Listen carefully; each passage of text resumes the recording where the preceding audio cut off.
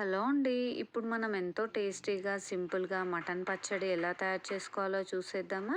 దానికోసం పావు కేజీ మటన్‌ని తీసుకొని కడిగేసి చిన్న చిన్న ముక్కలుగా కట్ చేసి పెట్టుకోవాలండి. ఇప్పుడు స్టవ్ పై బాండీ పెట్టుకొని అందులో కొద్దిగా ఆయిల్ వేసి ఈ మటన్ పీసెస్‌ని దాంట్లో వేసుకొని వేయించుకోవాలి. చిన్న చిన్న పీసెస్‌గా కట్ చేసుకోవడం వల్ల ఈ మటన్ త్వరగా ఉడుకుతుందనమాట. ముక్క మరీ గట్టి పడొద్దనమాట.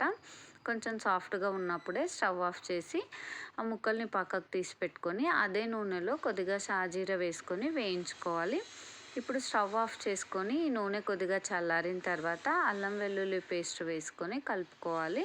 దీంట్లో కొద్దిగా కారం, ఉప్పు, పసుపు, జీలకర్ర మెంతుల పొడి వేసుకొని బాగా కలిపేసుకోవాలన్నమాట. ఇందాక మనం ఉడికించి పెట్టుకున్న మటన్ ముక్కల్ని దీంట్లో వేసుకోవాలి.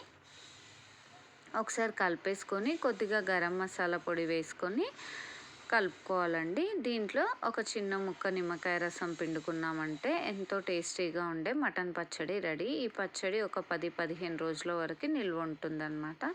Thank you. Like and subscribe my channel.